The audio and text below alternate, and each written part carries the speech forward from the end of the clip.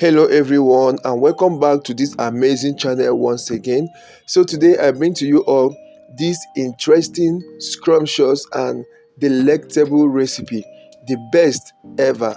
So if you love something scrumptious and kind of sweet, then you will always want to try this recipe. So I would like you to relax and watch this video to the end, and believe me, you're going to find value in this video. I made this so easy to understand and also interesting.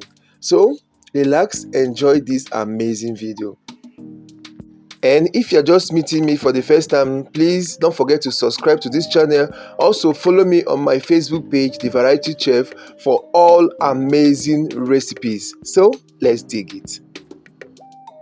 Alright, you start by measuring out 500 grams of all-purpose flour, or you can use bread flour.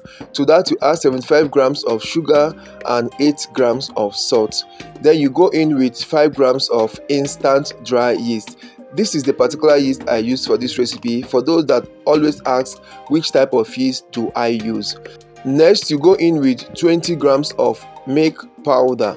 Okay, so once you have added the milk powder, the next is to mix everything completely. Make sure you mix everything well so that your dry ingredient will be properly mixed. The next thing, you add in some room temperature water. You can use room temperature water, you can use cold water, but please don't use warm water or hot water. You add in 250 grams of this room temperature water, but you're going to be adding it gradually. So when you add half of this water, you add in half tablespoon of bread flavor.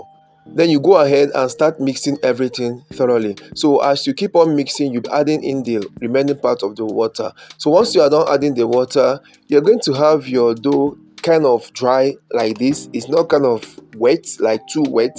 Then you go in with your margarine. You can also use butter in place of this margarine. So you add in 30 grams of margarine and make sure you mix everything thoroughly. This time around, I decided not to use my hand and knead or heat and heat.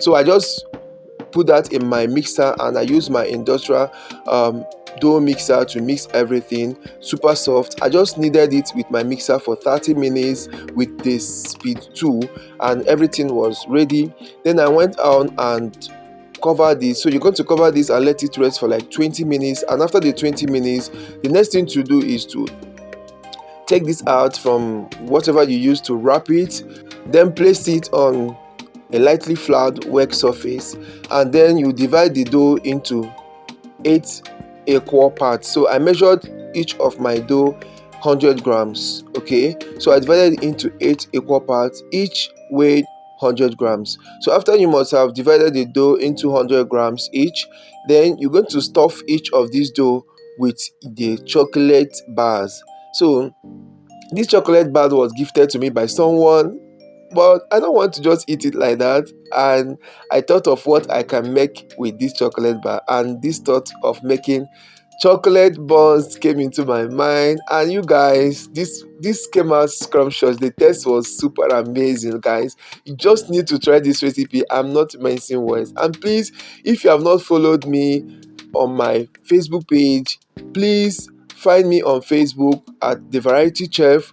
Find me also on Instagram at The Variety Chef. And this is my food and life history on YouTube. You can always find me on these social media handles. And guys, you have amazing recipes to enjoy. So once you are done stuffing the dough with your chocolate bars, make sure you pinch it tightly close, place on a baking tray lined with a baking paper, cover this and allow it to proof for 2 hours, guys. 2 hours. After the 2 hours, your dough buns are ready. Then the next thing that you will do is to make sure you brush the top of these dough buns with water. A lot of persons will say brush it with egg wash. No, I don't like brushing with egg wash. Just brush with water or with milk, okay, with liquid milk. So once you are done brushing it, sprinkle it with some sesame seed, although this sesame seed part is optional. If you don't have sesame seed, you can quit that. Then finally bake this in your preheated oven at 170 degrees C for 35 minutes. Then once you take it out from the oven while it is still hot, brush the top with some margarine or butter. Okay, but as for the baking, it depends also on your oven temperature. If you understand how best your oven bakes, you can bake with your oven at the best temperature your oven bakes. Okay, it may not necessarily be the same temperature and timing with my own oven, guys. So you are ready to enjoy this amazing, delectable, scrumptious recipe, guys. The taste is out of this world, like seriously. Oh my god. So I won't like to hype this my recipe so much. I would like you to try this recipe, and when you try it, let me know in the comment section how it turned out for you. And please, like I said, if you have not followed me on my Facebook page, or you're not following me as a subscriber on this channel, please do. And also like and share this video. See you guys in my next one. Bye bye.